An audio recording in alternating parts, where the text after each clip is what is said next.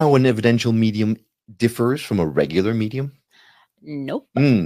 Well, I'd be lying if I said I knew what the difference was too. So that's why in this week's episode, we brought in the expert on evidential mediumship. She says that connection to the spirit world is an ability that lies within all of us, not just the chosen few. And she's putting her money where her mouth is by teaching people literally from around the world how to uncover their own gifts and access the support and unconditional love of the universe. That's perfect for you. Sounds like a good episode, right? It does. Well, it does to me too, because Karen, when it comes down to it, mediumship matters. I wish I had a winky emoji in audio form right now. My name is Will. And I'm Karen. And unlike Mulder and Scully, we both want to believe. So we've embarked on a journey of discovery. We've talked to people deeply entrenched in the spiritual and metaphysical world. We've thrown ourselves into weird and wonderful experiences. I even joined a coven of witches. And wait, you joined a coven? Yep, all in the interest of finding something. Anything. That will prove that there's something beyond this physical, three-dimensional world we all live in. This is the Skeptic Metaphysicians.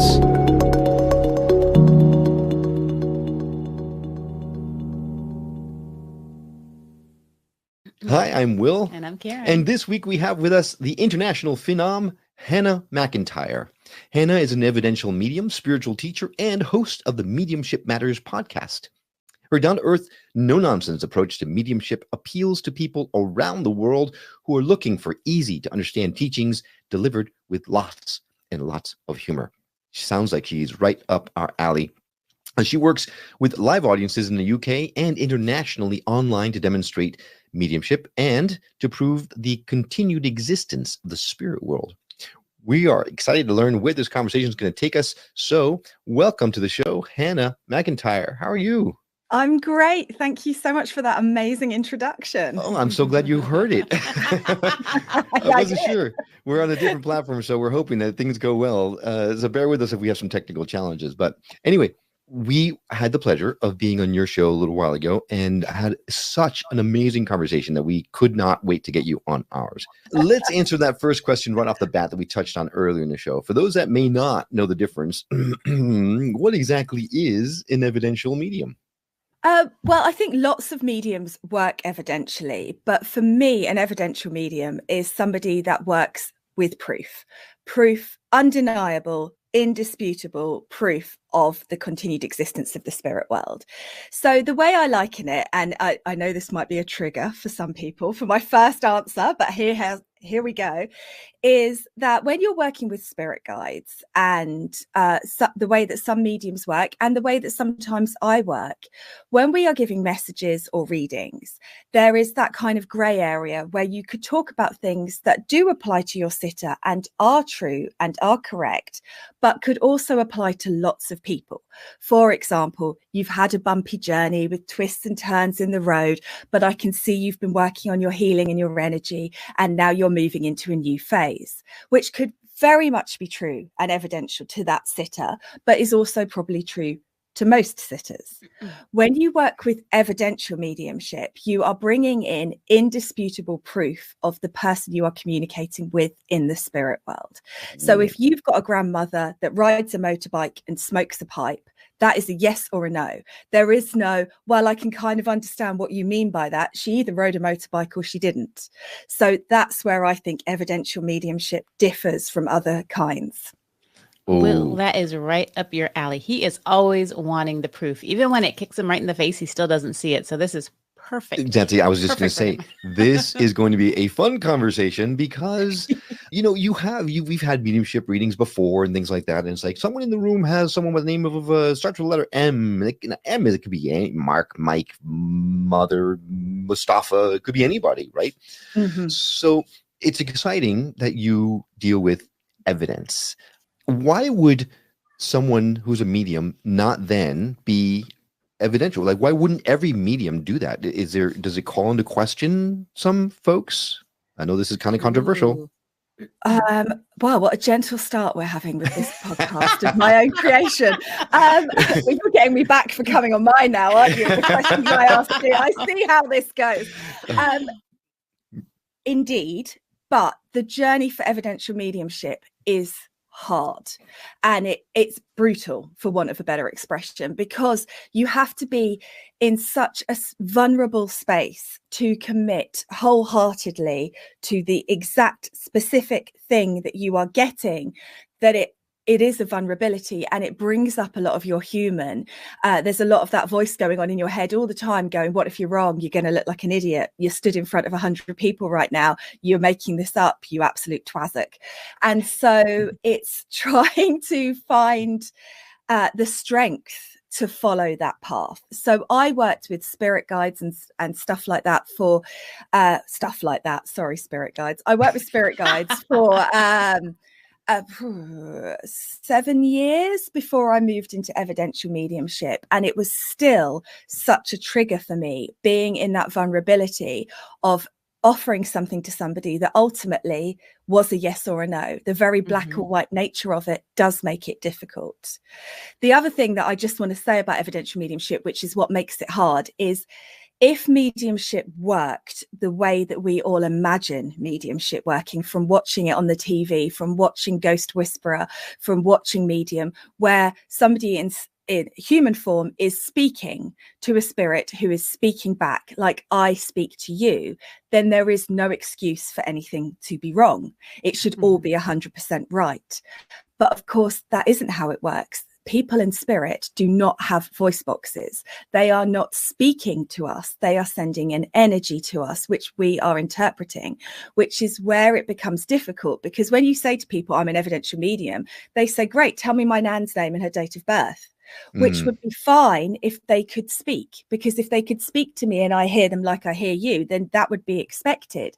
But it's more like playing energetic charades. I'm sure guests on your podcast have mentioned that before. They're sending information, sometimes pictorially, sometimes in feelings, sometimes in words, sometimes in knowing, and you're doing your best to interpret that. So it is evidential, but it's not like reciting somebody's CV and then you just know what they did and how they did it. It's not quite the same. Does that make sense? Yep. It does. And that is such a great explanation, because I ask all the time, how do you know that that's not you? So finally, I really like the way you explained it, because I'm just not getting it. Yeah. Could any medium become now I can't think of the word. Evidential? Thank you. I'm like, experiential? No. Could any medium become an evidential medium? It's like, do they kind of stop themselves because it's too hard? Or is it really only just certain people that are able to tap into that deeper place? I believe it's anybody. It's bloody hard work, though, so I understand if you don't want to.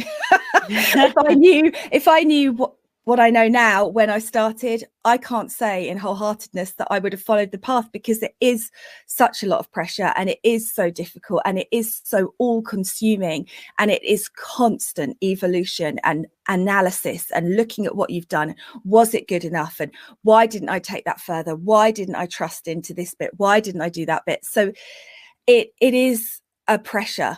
But yeah, I believe that anybody can do it. And it is about being willing to put yourself in that vulnerability. And you're right with what you said, Karen. It does feel like it's you. It does feel like you could be making it up. It does feel fluid, flimsy, ethereal. It doesn't feel like it is anything other than just you coming up with something that might be absolute pile of hooey. And so you have to learn to trust into that, unfortunately. And it's tough. That's got to be hard. Yeah. So have you ever had an experience where you're trying to do these spiritual charades, as you call them? Sounds like, and nicer. And I almost said charade, but I didn't want to insult her by like maybe I'm trying to, no. Anyway, in the States we say charades, but so have you ever had a point where you're trying to decipher what's coming through, and the sitter, and by the way, we should clarify that for the audience that may not know, a sitter is someone who you're reading for, right? Who's asking the questions, that the sitter says, oh, this is a bunch of crap, right? Like what is your success rate on something like this? It's really interesting because it is a three-way. And I always have to make this guy talk about.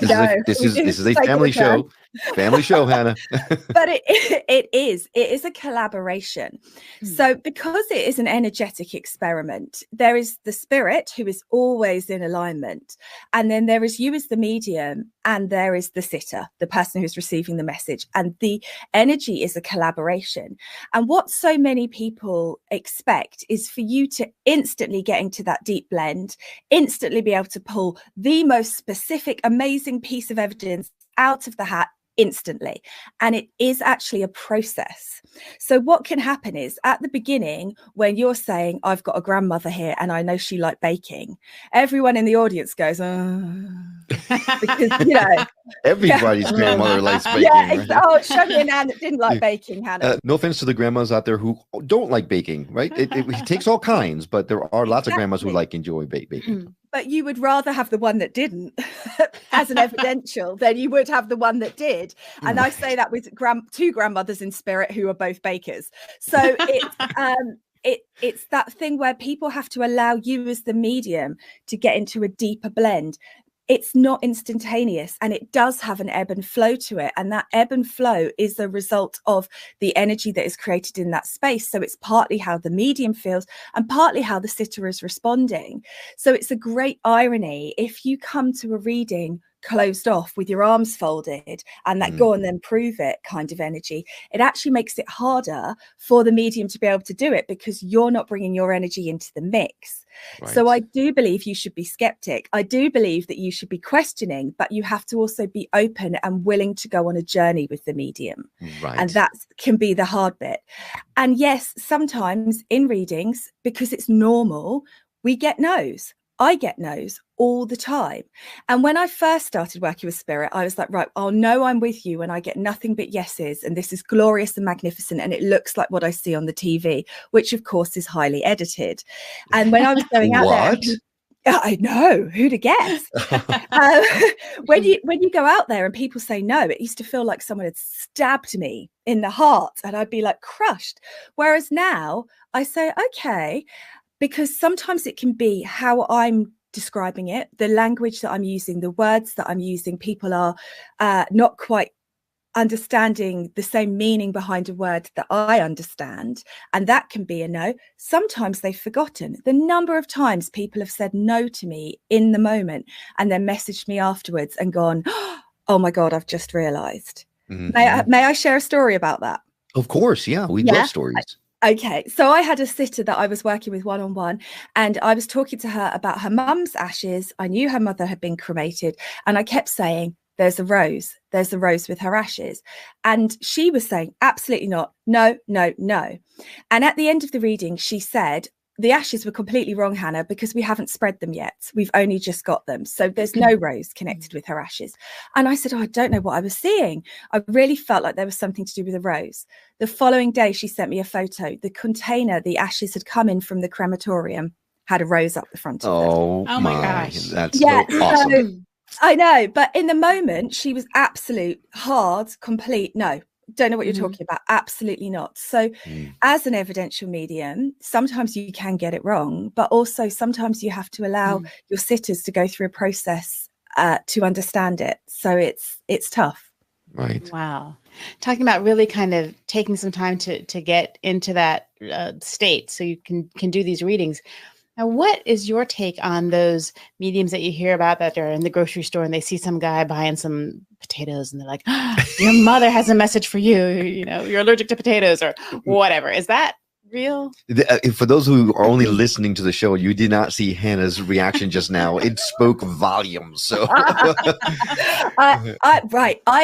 there's different frequencies that you can work in as a medium. And this is one of the things that Spirit taught me that nobody was talking about. And when I was on my journey, I didn't understand. So not all mediums work in the same frequency. And if you are working psychically, which to me is energy to energy in this physical space. So it's not communication with spirit in the spirit world. It's working here. It's reading energy here. If you've got somebody that you go up to and psychically read their energy, you can do a passable spirit link because you can feel who they are expecting to hear from in their energy, but it doesn't mean it's a spirit communication. It's a different thing. And so I think for a lot of those, and I'm not saying all of them because I haven't done enough study to be able to say anything conclusively, but a lot of the time I think those people, they're working psychically.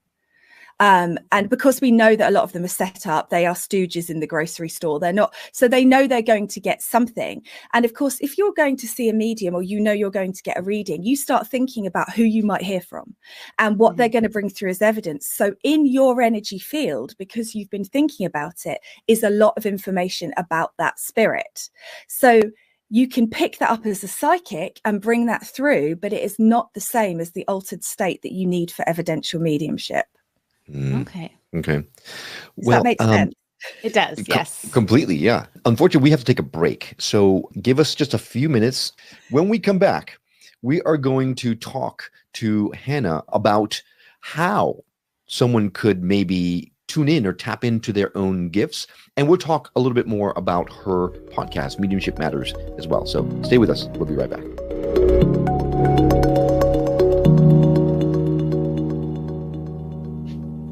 Welcome back to the Skeptic Metaphysicians. We're talking to Hannah McIntyre, who is an evidential medium all the way from the UK. She has joined us today to talk to us about how we all can tap into our own spiritual guidance. We've had an amazing conversation so far, Hannah, and I know that we got you on a little bit of a hot seat right off the bat. So we're going to now kind of give you some softballs, right? Because this is what you do, right? You help people to tap into their own spiritual guidance. Then you believe that everyone can do this. So walk us through it. How can Karen and I start to listen in and hear messages from the beyond? Okay, so first of all, for me, it's the understanding of where you want to work, what energy you are working in, the frequencies, like I was talking about earlier. So many people think that we just sort of open up and spirit control what we get. But I believe that we are like radios. We tune into a particular station. So it's our job to know which station we're tuning into and where we want to work.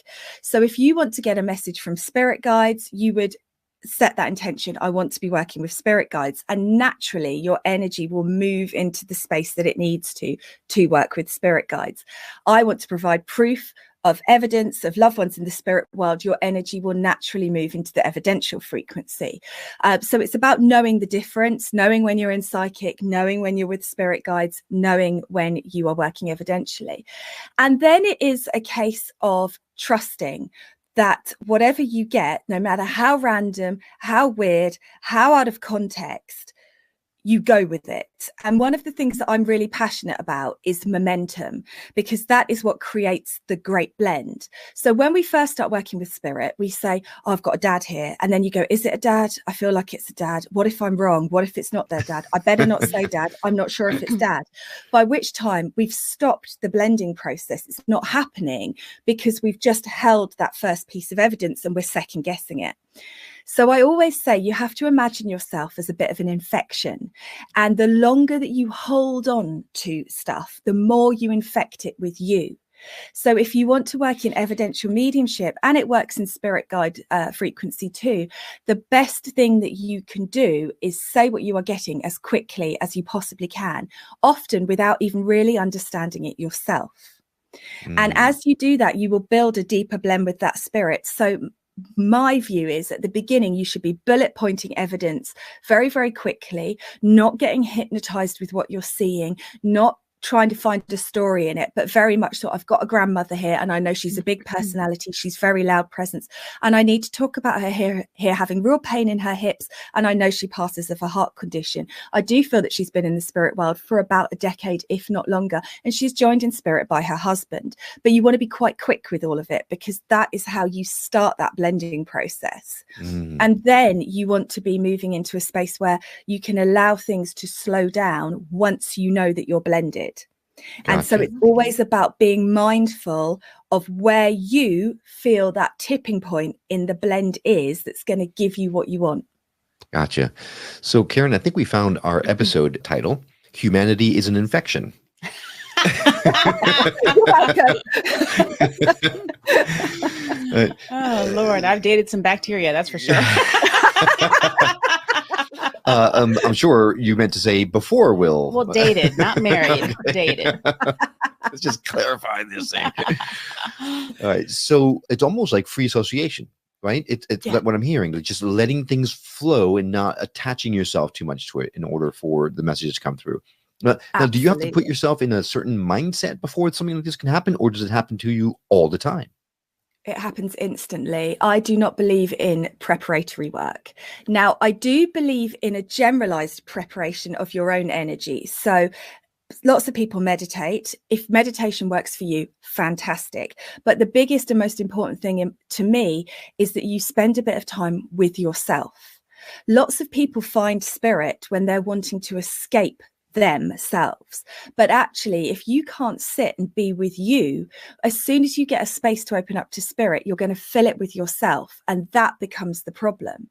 So there's an inescapable self-awareness and self-love that has to be there to be able to move into that vulnerability of evidential mediumship. So often people say to me, what's the first step? And I say 10 minutes by yourself every day, not doing anything, not scrolling on the internet, not trying to meditate and escape the physical, just being present with you. And everyone goes, oh, that's really boring. I don't Nope. think I you want can do it something well. more Nope. exciting. Yeah. I have been trying to get him to be bored every once in a while. It's okay. Well, I mean, we live in an ADHD world, right? We're constantly bombarded by stuff all the time. It's like an addiction. So then when suddenly you have to force yourself to do that, it's almost impossible. It's really hard to just do nothing. At least when I have nothing to do, I'll try to meditate. But you're saying, don't even do that. Just sit there. Yeah.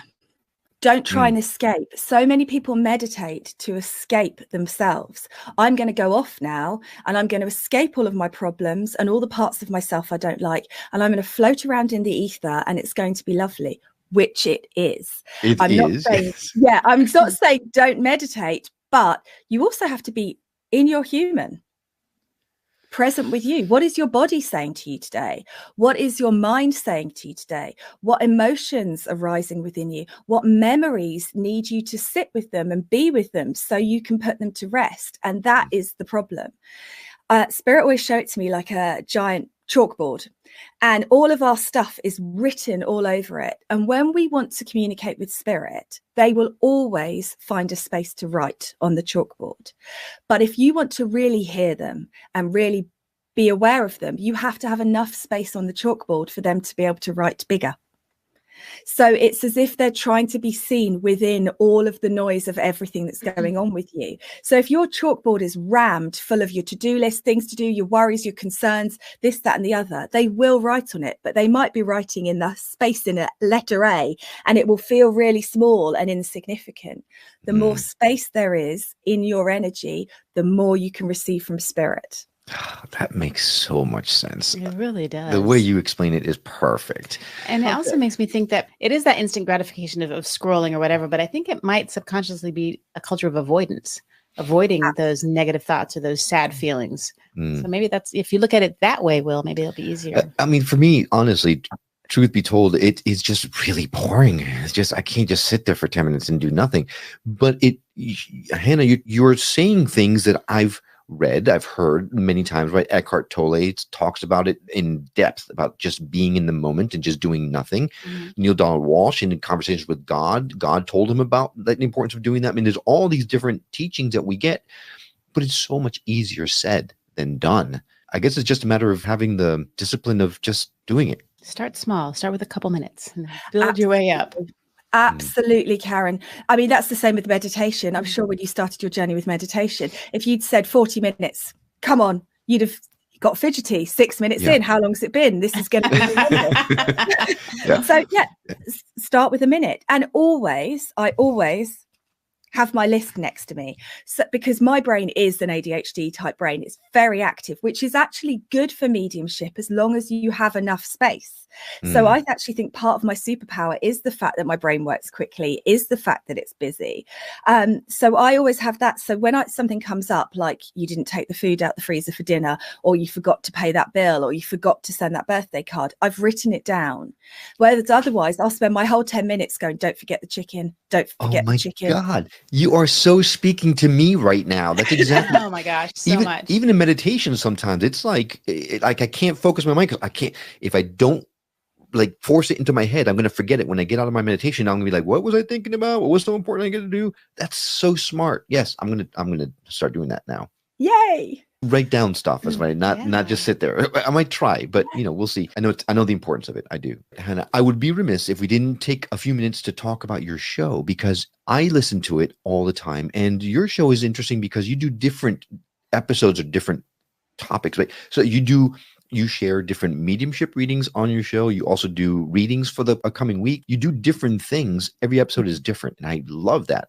And it's fascinating because it's not your typical metaphysical spiritual podcast. So how did you decide to launch this show, first and foremost? Abject rage. I bet that wasn't an answer you were expecting. No, but I love it. I love her. I do oh my too. gosh, that's awesome. Yes. So Much fun.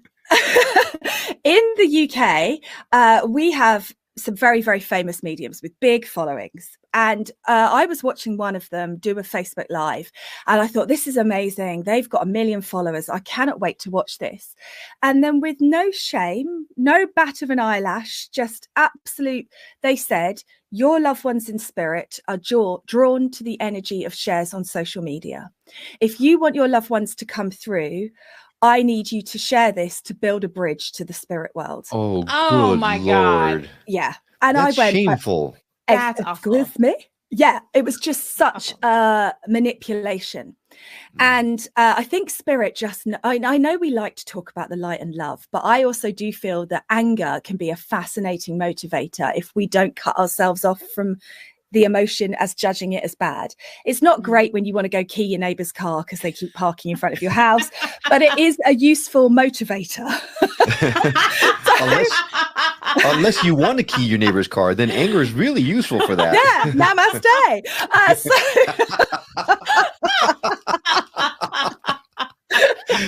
Oh my God. But I just couldn't let it go. And I was going to bed and I was furious. And I was thinking, somebody needs to tell everybody, all these people, these vulnerable people. And I kept imagining, a mum whose son has committed suicide or something really horrendous, frantically sharing to try and get hold of their son when that isn't how it works at all. And she could actually learn to communicate with her son and feel the presence of her son for herself. And it was almost like spirit just laid this gauntlet down and they said, okay, if you're going to get this wound up about it, you do something. And I said, well, what can I do? And the podcast came to me. So I thought, oh, well, no one will listen. It'll just be me getting on my soapbox, ranting about stuff. And it just expanded. So it's been cool. I saw somewhere your top 10 show in spirituality. Yeah. That's fantastic. Wow, congratulations. Yeah, that's huge. You. We're hoping that, by rubbing shoulders with you, we'll get a little of that magic on our show. Good. Let's collaborate. Share. No, I'm kidding. Right. Yeah. I heard spirit loves shares, so bye.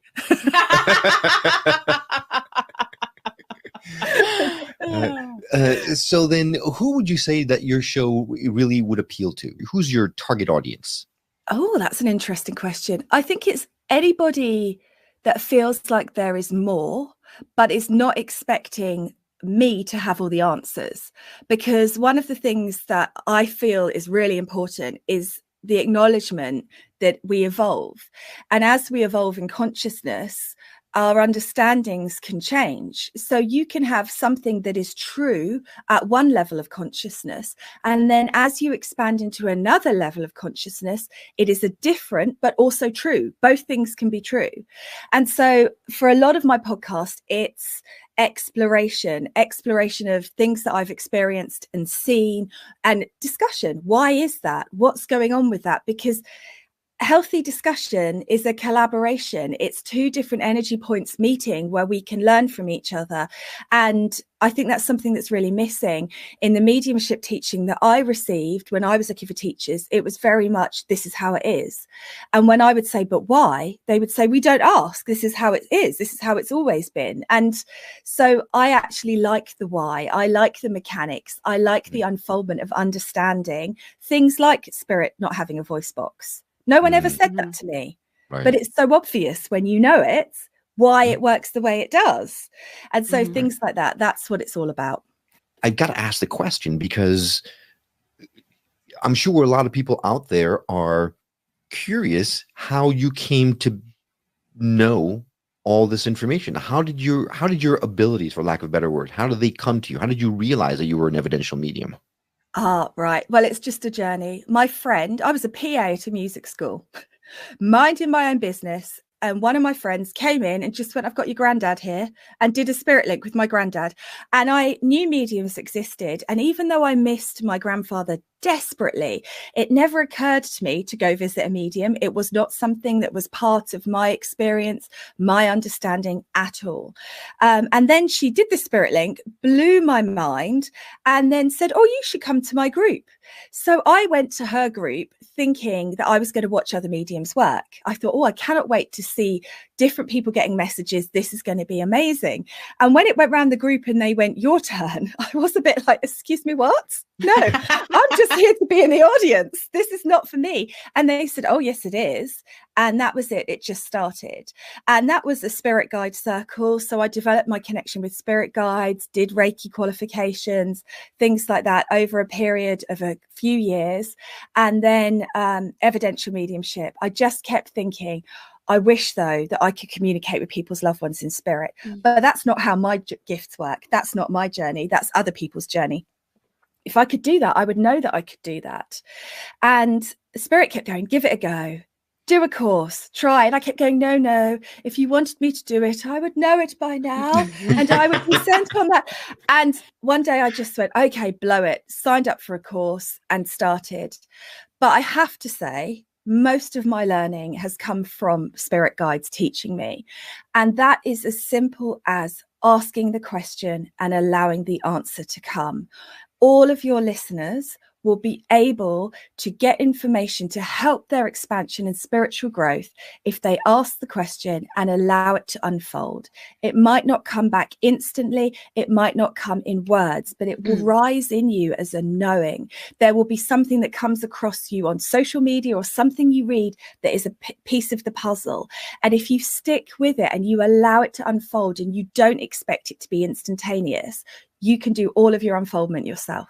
Well, you heard it here. If you want to be able to do this yourself, Hannah, I heard the grapevine, can help you. So reach out to her. We'll add all of your links on our show notes. So just go to skepticmetaphysician.com and go to her episode page. You'll see her website link, her Instagram, her Facebook, her TikTok, every possible way you can reach out to Hannah we'll have on there. So it's easy for you to connect. No, of course. Hannah, I would be, again, one more time, remiss if I didn't at least say, do you feel anything coming through for us or for anyone in our audience? If you don't, no worries. We can always edit this out. But I'm just curious because, we do have the expert on hand with us. Okay, right, let's give it a go. So straight away, I'm aware of a gentleman in spirit here, and he feels like Dad to me. So I know that Dad passes to the spirit world, and I want to talk about him passing very, very suddenly into spirit. I do feel this is respiratory. There is a pain in the chest. It's very fast breathing. I cannot catch my breath. I move into spirit, and I know that that is sudden and unexpected. And I know that it's unexpected because I know that people are unable to say goodbye to him. So I can feel him coming straight in with this acknowledgement that this was missed. And I do want to talk about the name Peter in connection with this gentleman. So I feel that I've got a Pete or Peter in spirit here. He would have passed in his early 60s. Forgive me if it's late 50s, but it's around that kind of age. And he would be a father figure. So I feel like this is somebody's dad coming in here. And I know that he has 3 daughters that he wants to acknowledge, and they would have missed his passing. So if that resonates with anybody, that would be amazing. Let me just... I feel that he passes at home alone and is found unconscious. Wow. So that is, Okay. I'm Well, very aware of him. if you are listening to this show right now and this resonates with you, we would love to hear from you. I know Hannah would love to hear from you. So let us know, because that to us is fascinating. Gosh. Yeah. And so it's would you like me to have a go for one of you two? Sure. Yeah, I think probably the person that you would probably connect with the most would be someone from Karen's side of the family, because I still have lots of mine. Oh. Let me just have a look. Yeah, you have lots of mine. I won't get anyone that hasn't gone. Yeah, let's not do an early warning or anything like that. No, never happens, just to be clear. Okay, let me have a look for you, Karen. Right, Karen, we're going. Have you got a grandma in spirit here, Karen, that I want to acknowledge with you? You would understand grandmother. Yeah, okay. It's better when I get interaction. So I'm going to ask you loads of questions now. So get ready. Hold on to your hat. Right. Okay. So I've got grandma stepping forward here. Now, I do feel that she's been in spirit for quite some time. I'm looking at somebody that would have passed over a decade ago. She's been gone. Would you understand that? Yeah. Okay. And she is obviously joined in spirit by her husband, who's with her too. So you've got grandma in spirit and her husband also there. Okay. Yes. Okay.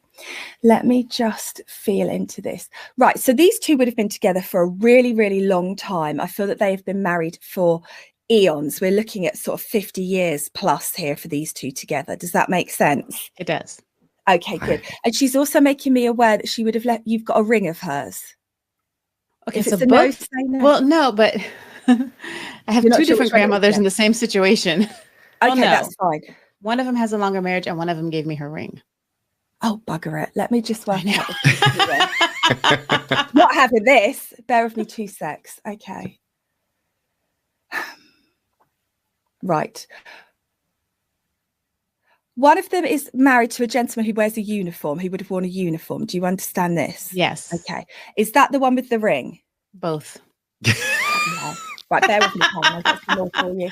I was very close with both of them, so maybe they're both here. Yeah, sometimes I get battle of the nans. Nans are the worst. I'll be like this when I'm in spirit, though. It's just something that they do. Right. This couple come in. I feel that there's an acknowledgement here from them of they would have been around you. I know this might be both, but bear with me. We'll get more specific. This is how it builds. So I can see that they would have been around you a lot in your childhood. It feels like you would have lived near them. You would have been in and out of their house. It feels like there's a real closeness in your family with them. So regular contact. Does that make sense? Okay. Yes. It's still showing me a ring. Okay, bear with me. I feel it going onto my finger. It feels like it's important. She's very stubborn in her when she knows something, she knows it, and she's immovable in it. And I have to say that with her too. Okay. Bear with me 1 sec. Right. Would it have been her ring or a ring that she gave me? Okay. I don't know. I can just feel a ring going onto my finger. So bear with me. As I blend with them, we'll be able to get it deeper and get a bit more information for you. Let me have a little look here where I want to go with her. Okay. Right. I feel that there is a photo in the family of these two together on their wedding day, which is still kept and is sacred, because I can see them both standing there in time, and he would have worn his uniform in the wedding photo. Do you understand this? I don't. No. Okay. Let me just get hold of them properly again then.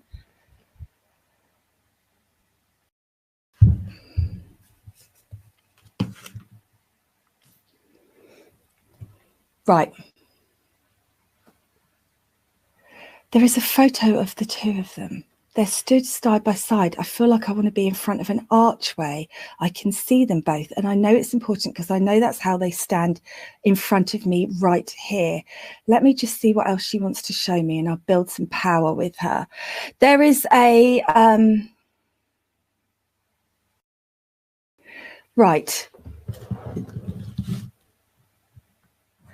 She's showing me a real connection with family tree. Do you understand your grandmother really researching or looking into a family tree? Because this feels important to her. She's very, very proud of her family and her roots and knowing the information. And I feel that this is something that she would have spent time on. She would be sharing and talking about it. This feels important. And I do want to acknowledge here that she's one of 4, is it? Was she one of 4? Did she have 3 siblings? I think she was one of 4. I Yeah. think it was 4. I'm not 100% sure. But... Okay, you'll have to have a look for me, because I feel that she's showing me this sort of plotting backwards, and alongside her I can see 4 like notches on a family tree. So I want to acknowledge that, because there is a feeling of family being important, following it back being important. And would you understand that she had a sibling that passed many years before her? Yes. Like many years, because I feel that she's wanting to acknowledge that they're together in spirit, and this feels important to her too. Okay. And do you understand a connection with the name Mary, or something that would sound like Mary in the family? I don't. Okay. Let me just keep going with what she's showing me about the names. Does the picture have to be a wedding picture? Because there was a picture that was very prominent of my grandparents in their living room above the fireplace. Okay. Do you know if there was an archway behind them in the picture, or something that would be... maybe a fireplace below them? Below them. Okay. I'm feeling like there's something up here behind them. It's really interesting how you receive it and you're trying to perceive it. But let me just keep going here. No, I need to interject for just a quick second. The whole Mary thing in Spanish is Maria, right? Yes. I don't know any Marias. I thought that too. Other than your cousins? Your myriad cousins who all have the name Maria? Well, I was thinking of my grandmother's family, like her family. Right. So what I was going to say to you, because I think we went off on a little deep here, is if you look back on the video, you will see me going, because I was trying to work out, she was taking me 2 generations below her. Okay. So that would be right for cousins, wasn't it? I have and I'm not just saying that to make you think. You can look back, because you'll have seen me doing it with my fingers, because I was going 1, her, below her, 1 more below her. Her, below her, 4 1 more below her. Maria cousins. But they all go by their middle name, so that's why I didn't think about that either. They're all Maria something, and they all go by the something. And that's why I interjected, because it connected with me right away, and I didn't want to let that go, because I know exactly... I know which grandmother you're talking about. Yeah. Like I knew almost right away. And you know the picture. I do know the picture, and I do know the family, and everything you're saying to me, and it's not even my family. Well, it is now. I have a ring that she gave me when I was 7. Yeah. And it's okay. So I could just feel the ring being put on my finger, and I knew that was important. Okay, let me just work with her. Okay. And now she's got a lot of love to give. Huh?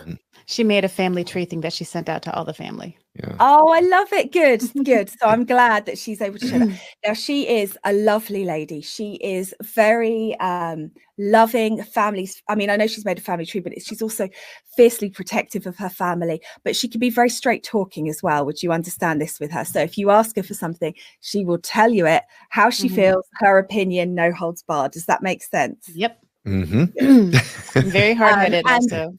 Yeah, and I feel like she's very much in charge. She's got that matriarchal. Oh my God, yes. She is the pinnacle. She is the one that everyone turns to. Her opinion counts and matters, and she likes that. She's very, very proud of that energy within her.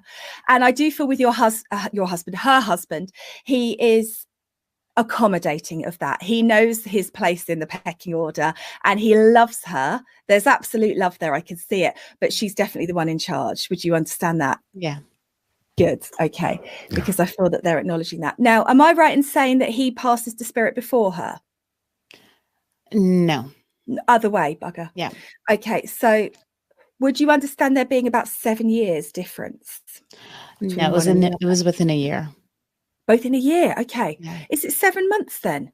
I'm seeing 7, the number 7. Do you understand why? They had 7 kids. Oh, okay. Interesting. I was seeing it written. I thought it was 7 years. Let me just. I think our dog has something to say. I was wondering what that was. I thought someone was doing breathing on there. I was like, wow. That's spirit saying, "Hey." I was like, "Wow, we're getting some phenomena finally." Okay. So you have been incredibly gracious in giving us all this information. We don't want to keep you on the spot. If you feel like there's still other messages you want to bring forth, then of course. But you have been unbelievably. Obviously, I know your timings, so I'm half aware of your timings because I'm trying to build that energy with her. Can I just give you her message? Because I feel like I always like to do that for the spirits that bother to try and come in, because this feels really important. You would also, Karen, have something with her handwriting on. If you got a card she wrote you or a letter she wrote you with her handwriting on, this feels important. I have a cookbook that she signed for me. Or she wrote a little message in the cookbook. Okay, good. I just felt like she was acknowledging that you've still kept that, because there is a real sense of pride here and love here. And I want to talk about her determination, because I feel that she was determined right up till the end of her life. And she feels like the kind of person, she was very strong-willed. Yeah, everyone thought she was going to move into spirit. Then she got better as she recovered. Then she went back into it. And there feels like this sort of stalwart strength with her that I just want to acknowledge for you here. And bless her. She wants you to know that she's okay. I feel that this is important with her. She wants you to know that she's okay, that she's around, that they have found each other, that she has gone to all of her family. So there must be family. Do you understand her having family overseas, or family she was separated from? She's from Ecuador. Okay, excellent. Because I feel that there's this feeling of we're all together. Here we are. It feels like a big family party of everyone reuniting in the spirit world, which is really rather lovely to watch happen. And I have to acknowledge that with her. And you communicate with her quite often, actually, don't you? You speak to her. She's around you. She lets you know she's talking to you. Every once in a while. Yeah, I just feel like she's there. She's part of your life. She's acknowledging to me that she is part of that. And she is so very, very proud. And she wants you to know that she is very, very proud. There's a real feeling of love and she was the kind of person that would tell everybody your news and look at what she's doing, and she's continuing to be that person in spirit. You're pulling in a cousin of hers and say, look at her, look at what she's doing. There's this real feeling of pride and strength. And I just want to add in here that if ever you're doubting yourself and worried about your abilities or needing a bit of a push, she is the perfect spirit to call on, because she's such a strong presence. She will just come in and push you forward. So if you need her energy, just ask, and she will get you where you need to be. You make me cry. But that happens a lot. So thank you. Yeah. Now let me step in for a quick second again, because I think you communicate with her a lot more than you think, just by the fact that you do your fingernails in an honor the way that she used to, the very particular style. So I think that you're a lot more connected than you think you are. Maybe. Yeah. Yeah. She's just there. She's with you. There's no separation. So. Hannah, this has been fantastic. You have quickly climbed the ranks of some of our favorite guests, and we hope that you will deign to come back someday, because even if it's off the mic, just because we have so much fun talking to you. This has been wonderful. It really has been. I hope it was okay. Oh, no worries. I'm sorry if the mediumship was a bit clunky. I demonstrated to 120 people last night. So I'm usually retired. I'm exhausted too. So I wouldn't normally work for 3 days following that. So Ooh, sorry. Sorry to put you on the spot like that, but no, it's fine. I'll give it a go. It will work or it won't work. I am really passionate about people understanding it's an imperfect art, because I think in all the editing that we have out there, it's you have these expectations when you're learning that you're going to be able to achieve the impossible. And when you start doing it and you think, well, I'm not as good as that, and I got a no there, and they didn't really understand that, and that took a while to get going, you think you're not doing good mediumship, but that is actually how it works. So I've got a recording coming out on my podcast soon where I've got somebody and I've got a birthday cake, and I'm talking to them about a birthday cake, and I'm aware that there's a number 1 on the cake, but I never actually say it, because I'm just aware that there's, and she said so-and-so's first birthday. And I'm like, because I could see the birthday cake and I could see the number 1 candle, but I just thought that was my brain adding the candle. I thought I was just seeing the birthday cake. Right. And that's important to talk about, because I think when we're developing, we hold ourselves back with these expectations that it's going to be boom, boom, boom, boom, because we see so much edited mediumship. Right. So that's what it's all about, because there's a part of me, if I was absolutely honest, that would like to not put that podcast out, or to edit that reading so it sounds better than it does, but that wouldn't be true. And I Mm. just feel it's so important that I leave the gaps, I leave the awkward pauses, I leave the bits where I lose my train of thought, I lose the bits, like I was talking to your nan and I was aware of the Mary name and I was aware of the ... but I never went back to the ... because we started talking about something else until Will interjected, which is great, because that's what it's really like. You'll be doing mediumship with somebody and your brain will bring up something, or this will happen, or somebody will move, the dog will bark, and you will think that you're doing something wrong and that there's this perfect state that you get to where it's so brilliant and you're so in alignment, but it's not true. Well, it's a true testament to what you're doing out there for people. So thank you for what you're doing, everything that you're going to be doing, your show, how you help people to connect themselves. Everything that you do is just wonderful. So thank you for doing what you do. No worries. Thank you so much for having me. I've loved chatting to you again. It's been so much fun. Absolutely. It's been an absolute pleasure. Once again, if you want to connect with Hannah, all you need to do is go to skepticmetaphysician.com, go to her episode page, and you'll see all of the links laid in there directly for you. Website, social media, everything, all the ways to connect with her. Hannah, it's been fantastic. Really hope to see you again really soon, because this has been wonderful. Thank you very much.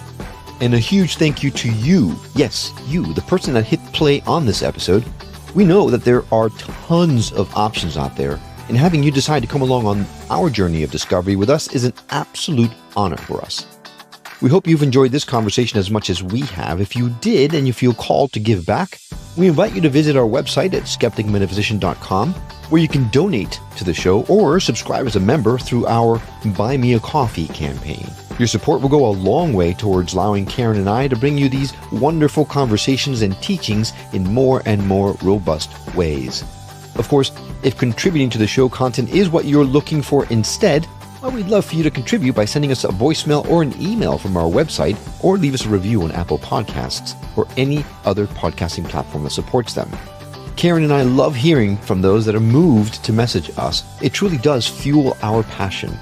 You are the reason we do this show, and knowing what you like and don't like help us craft the very best show we can so that we can help raise the vibration of the planet together. Now, if you know someone who would benefit from hearing the message we're sharing on the show, do them and us a favor and share the show with them. It will help get the word out about us, and it might just change someone's life for the better. Well, that's all for now, but we'll see you on the next episode of The Skeptic Metaphysician. Until then, take care.